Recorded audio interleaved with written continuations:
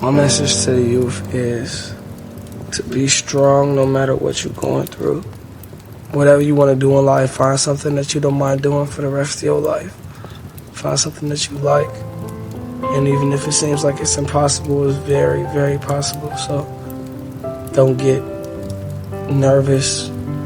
If you have a big goal, just chip away at it until you get to where you need to be. Most of us that come from just normal backgrounds, we don't see ourselves doing abnormal things. The world is full of people who were born on third and think they hit a triple and they've got all this confidence, all this stuff. For most of us, it's not that way.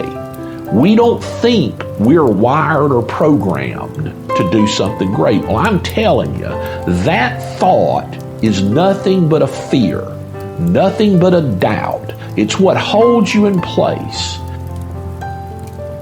So as we begin to look toward the future and look at what will it take for us to break through those fears, one, acknowledging the fear, knowing it's all right, some fear is healthy.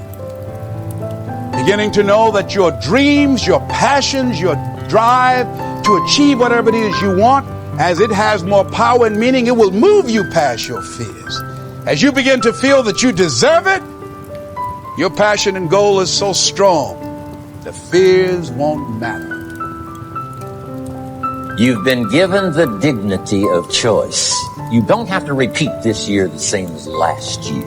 You can tear up last year's plan, develop a new plan. Now here's the choice on being a human being: to be part of all we were meant to be, or to be all, to strive for all, or half, or some. The choice is up to you to develop one skill or 10 skills. And this is all a matter of choice. And when someone says, no, you ought to learn 4, you got to resist all that, because this is personal dignity. And you don't want to destroy someone's dignity by doing all the oughts, and then they feel reluctant to do it. Now we've got problems. You got to work hard on understanding you have within you the power to change, the power to do something great. And those fears are going to crop up, particularly in the middle of the night when you wake up and you're scared to death about what to do. They're going to crop up and they're going to hold you in place. Quite often, if you're trying something different, they crop up in the middle of your dreams. When you're asleep at night, those fears and doubts creep in. Understand, they're not real. They are things in your head that have been programmed into you by your past life. Wrestle with those fears. You'll never conquer them, but control them. And go out and live the life you deserve. Choose to win. Control your thinking and go win big.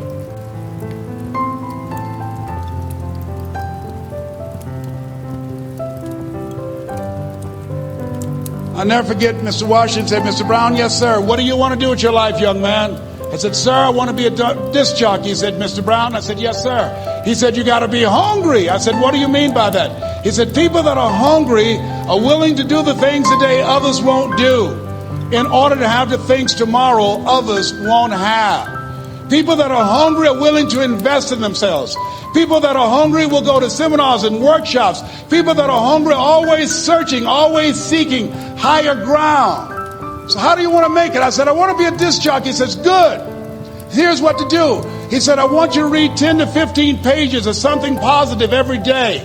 He said, you don't get in life what you want, you get in life what you are. You must program yourself to success. He said, I want you to listen to Earl Nightingale and Zig Ziglar. Listen, faith comes by hearing and hearing and hearing.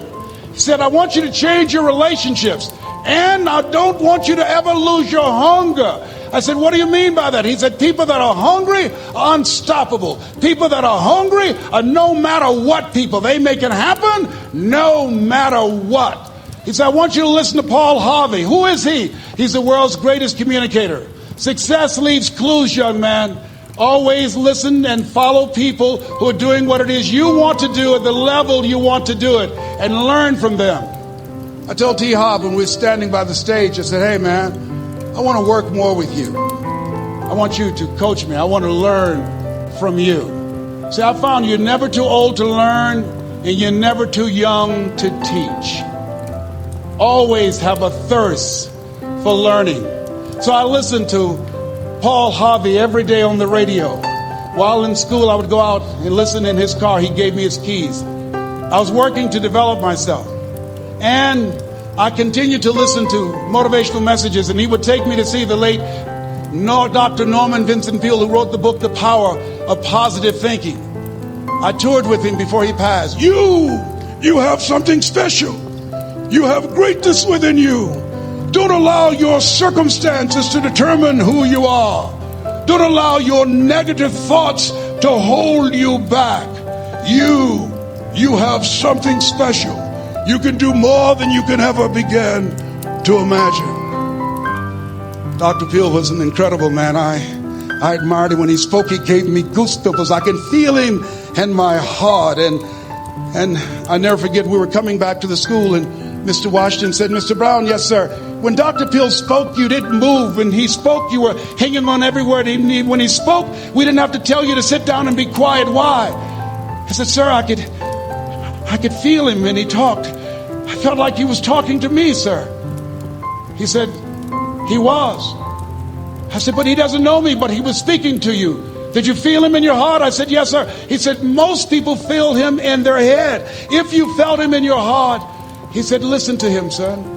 Follow him, learn from him.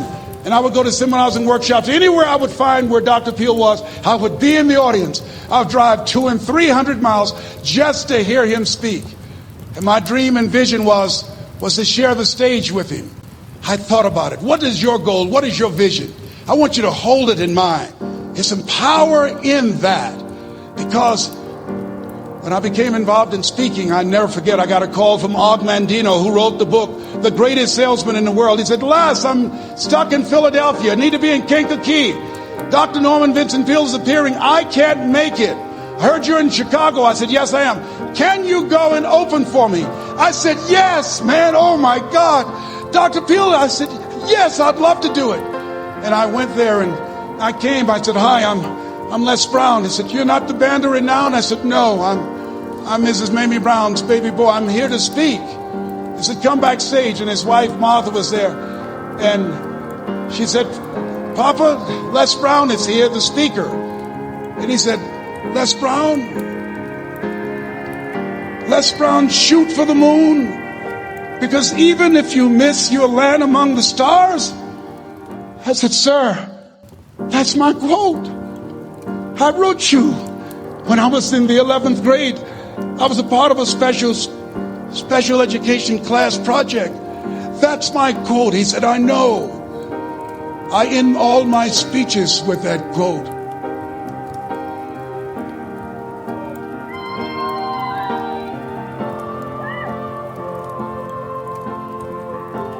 Now, let me give you 3 steps to personal development. Every day you pick. Now, here's the key to discipline. Start with the little disciplines, get excited over the little disciplines, and get right on those, because those will lead to the big ones. You can't handle the big challenges in life unless you take on the little ones. Make a list of all the things you can do, get right on those. Discipline yourself for those, both for the results and for the muscle and for the practice. So that when life hands you some big challenges, you'll be ready, you'll have the muscle. But see, if you don't handle the small ones, you can't take care of the big ones. Okay, here's what else it takes for life change. Self-motivation. Key phrase, self-motivation. I don't know why we call it self-motivation. It's really the only kind there is. You got to motivate yourself. Because I found out you can't change people. They can change themselves, but you can't change them. Lord knows some I've tried.